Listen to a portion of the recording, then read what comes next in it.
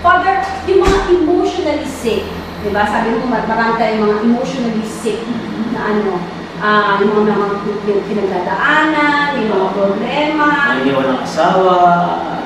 Tinarinig na no, Father? Hindi naman. Okay. Ayun nga pala ito. Ito sa intentional. Oo.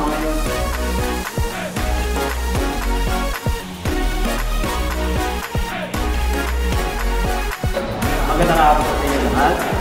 Nandito na naman kami ng Liz Kenneth Pangilinan to spread good news and good vibes into the sharing from the city. Magandang po kayong lahat at nandito tayo sa UST Hospital. Kaya nandito kami ngayon sa UST Hospital. Ano pa? Admission counter. Admission counter ng UST Hospital. At ito magaganda para po namamahala ng office dito. Ito naman ang UST Chapel. Dito may mass every day para sa mga nagbabantay, sa mga pasyente, at saka yung mga pasyente din na pwedeng mag-attend ng misa. Dito sila. Pumunta tayo ngayon sa new building ng UST Hospital. Kung saan state-of-the-art ang mga facilities.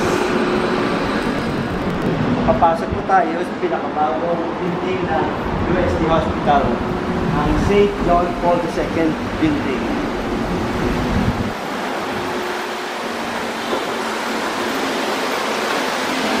Guys, bawal po mag-ipon. Bakit po kayo nagtayo ng ospital? Siyempre, one of the primary purposes is also to serve the poor. Okay. Kasi sa history ng UST Hospital dati, meron kaming tinatawag na clinical division. Most of the services there are free. Okay po. Laboratory, mga doctors, and so on. So, kaya kung kayo nagtayo ng ospital, ang mga Dominican, primarily is for the poor. For the poor. Okay po. And then, also, in order to sustain and help the education of the doctors. Kasi kailangan nila ng mga clinical cases. Okay po. Para matuto sila kung paano paggamot ng mga pasyente. So the more cases na may be present sa kanila, the more experience and knowledge they can gather. So it's still education? Yes, it's in education. So, Father, question po, but you have professional doctors na talagang doktor po na nandito po? Yes, they're the best doctors in the country. Opo. UST produces among the best doctors. Kilala ang UST dyan, kaya ang Faculty of Medicine and Surgery, pinag-aagawan yan ng mga tao na maka-enroll dito. Yan. Ang laki! Laki.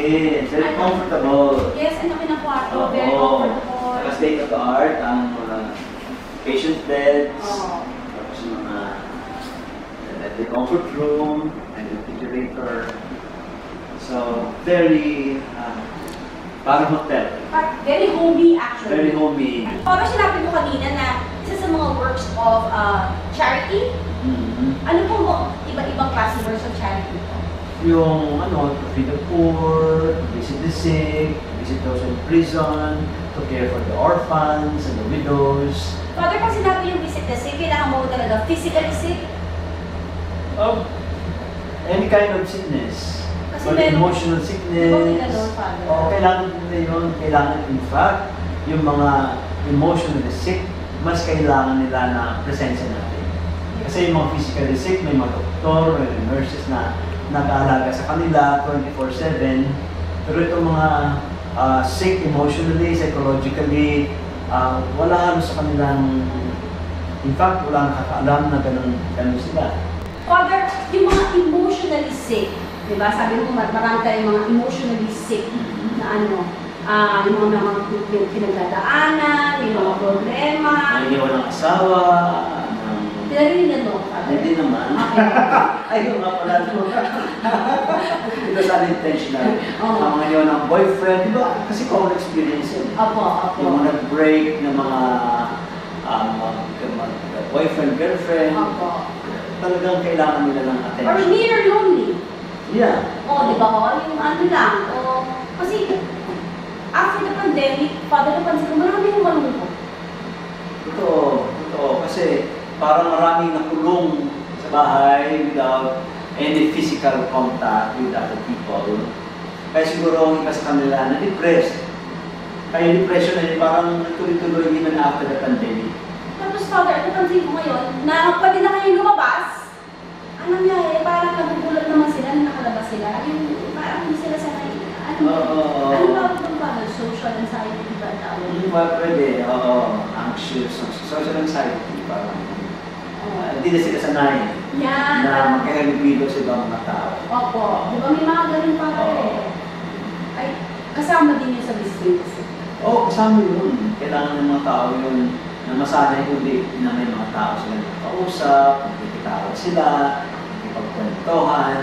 Parang normal na ulit na buhay ng tao. So, ano po yung kasama? That for that is, syempre, going back to confession. Yes, oo. That is part of, naman, yung aspekto ng praying to God. You return to God, you renew your relationship with God.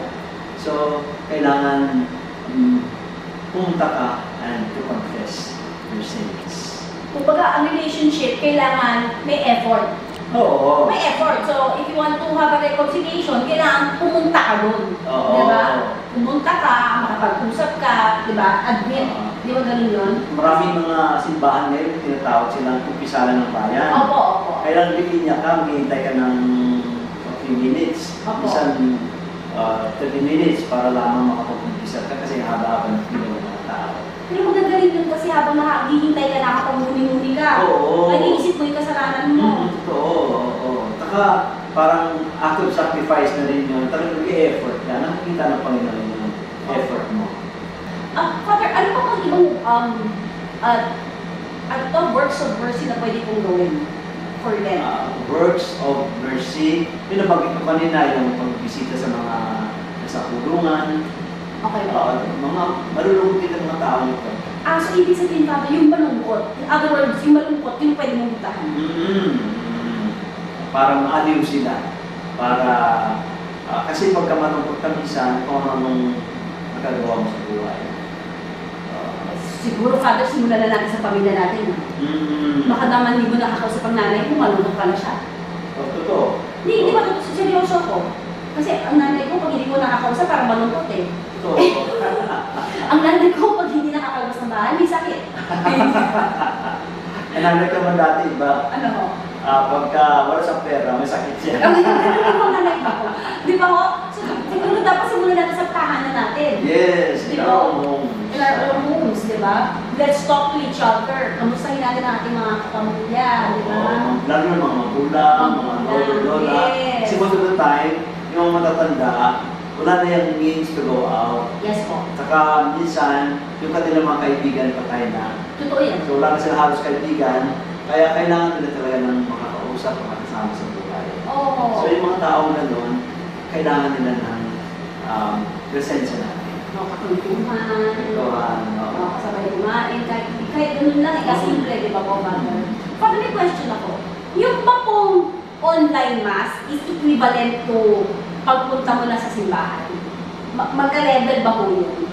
Siyempre magkaiba kasi yung pumunta ka talaga sa simbahan, pwede kang mag-communion. Opo. Tumanggap ng body and blood of Christ. Opo. Pero sa online mass, wala yun. Pero kung talagang wala kang means, Opo. matanda ka na o may sakit ka na, Opo. online mass is sufficient. Okay po. Hindi na kailangan guilty ka, na hindi ka nakapagsimba, simbahan. Hindi, tama na yun ang pagdasal ka, kahit online lang. Father, yan ay kung hindi mo kaya. Hindi mo kaya. Pero kung kaya mo manood ng sine, pero hindi mo kaya magsimba, magkaiba yun. Oo. Di ba po? Magkaiba yun. Tama po ako. Tama. Kung kaya mo magpunta ng palengke, Oo. pero hindi mo kaya magsimba, Parang may mali. may mali. Ayun. Dapat iklaro po natin yun. Kasalanan ba po ang hindi nagsisimba pag linggo, Father? Oo, kasalanan yun. Kasi that is one of the 10 commandments. Commandment. Hindi po suggestion Oo. Yun po ay sinabi ng Panginoon na sa Biblia. Biblia, commandment, inutos ng Panginoon, commandment. Pag hindi ko nagsisimba ng linggo, bakit? Di ba po, Father? Tama po ako. Hindi kita kasalanan yun. Bakit? Hindi pa po? Kasi one of the 10 commandments yun. Pangatli yata ko yun, di ba? Paano, Father? Tanong ko lang po. Paano ko sinasabihan niyo po yung mga tao na, nagsimba ka na kayo, pero ayaw ko nila. Ayaw. Kasalanan ko ba po yun? Hindi mo kasalanan yun. Kasalanan nila yun. So at least na-remind ko sila na kailangan nila magsimba. So, kapag hindi sila nakinig sa iyo, hayaan mo sila. Don't force them. Kasi, una-una, ma-stress ka lang. Pangalawa, buhay nila yun. Relationship nila sa Panginoon yun. So, sila ang may responsibilidad noon. Ibig sabihin, sila ang mananagot kung mayroon sa mga pagkukulang sa Panginoon. In their own perfect time. Yes. Kasi kailangan naman tayo. Sa bagay, ganun din ako dati eh. Totoo po yun, ganun din po ako dati, tama din po ako magsimba. Marami akong nararamdaman, tinatawad ako, ganyan. Tapos na-realize ko yung importansya ng misa, kung ano nagagawa nito sa buhay ko, na nandun ang Panginoon, na nababago pala ang buhay talaga ng misa. Saka, tuwing magbibisa ka, napapansin ko lang, ito ho paalala ko lang po sa inyo. Sigurado po ako, tuwing pupunta kayo ng misa, ang daming nararamdaman. Doon kayo inaantok. Totoo yan. Daming nararamdaman kayo inaantok, tinatamad, masakit ang ulo, masakit ang tiyan, ang daming physical. Basta ang dami. Doon kayo, ang tawag mo nun, dinidemonyo kayo. Totoo po. Kasi gagawin din mo yung paraan para napigilan ka na pumunta sa simbahan. Kasi, di ba, tama po ako, Father, doon ko lang po nalaman sa Mass na yun pala ang highest form of worship. Yes! Doon pala talagang nagbubunyi ang Panginoon pag nagbibisa tayo. Totoo pala mo yun, no? Totoo yun. Para may video, pinakita na mo ano talagang nangyayari sa misa, parang anghel, kumakanta, yung mga ganon. So, talagang highest form of worship ang misa, ang Eucharist. Yun. So, hindi pala magka-level ang online mass saka ang pagpunta sa simbahan. Kung kaya niyo pong mamalengke, kaya niyo pong magpunta ng sine, diba? Ibig sabihin, kaya niyo pong magpunta ng simbahan. So, hindi po magka-level. Okay po. Tapos, huwag niyo kalimutan na mangumpisal. Totoo yan. Di ba po? Kasi lahat tayo may mga pagkakasala at kung talagang may mabigat tayong kasalanan na gawa, kumpisa na natin. Father, yung iba ko kasi, natatakot pang mag-isal, Father, kasi baka daw mo pagkalat ninyo. Ay, hindi. Bawal na bawal talaga sa amin yan. Kapag napatunayan na pinagkalat mo kasalanan ng mga tao, nagkumpisal sa iyo, babawiin sa iyo yung karapatan na makapag-hear ng confessions, yung faculty of giving confessions, tatagalit sa iyo. Saka, alam niyo po, ito lang po sa akin naman ito Ang naisip ko naman po, pag pinagkalat po niya ni Father, yung kasalanan po natin, siya naman po ang sasagot kay God. Hindi ba po? Sila naman po, yung one-one ang sila ni God. Di ba po? So yun, kaya talaga hindi ako, pag may kinumpisa sa akin, talaga hindi ko sinasabi sa ibang mga tao. Mga kaibigan ko lang. Hindi ko lang po yun. Talaga hindi ko sinasabi kahit kanino. Sabi kasi lumakad ako, nahiya ako sabihin ko kasalanan ko. Sabi ko, alam mo, ako dati ganyan din ako Pero pakiramdam ko, pag pinanggit ko sa iyo dito pag gumagawa ka ng kasalanan, tinatanggal ng demonyo yung hiya. Nagiging walang hiya ka talaga. Tapos pag mamumagpisal ka na, binabalik ng demonyo yung hiya. Di ba?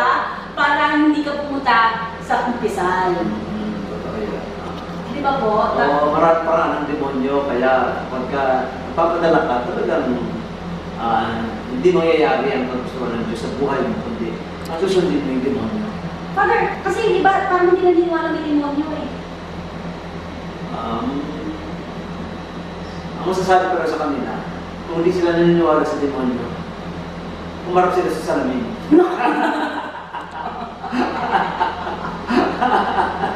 So, Father, ano pa po ang kailangan namin anuin sa ngayong Lenten season? Of course, mga tatlo importante yan. Una, panalangin. Pangalawa, fasting and abstinence. At pangatlo, works of charity.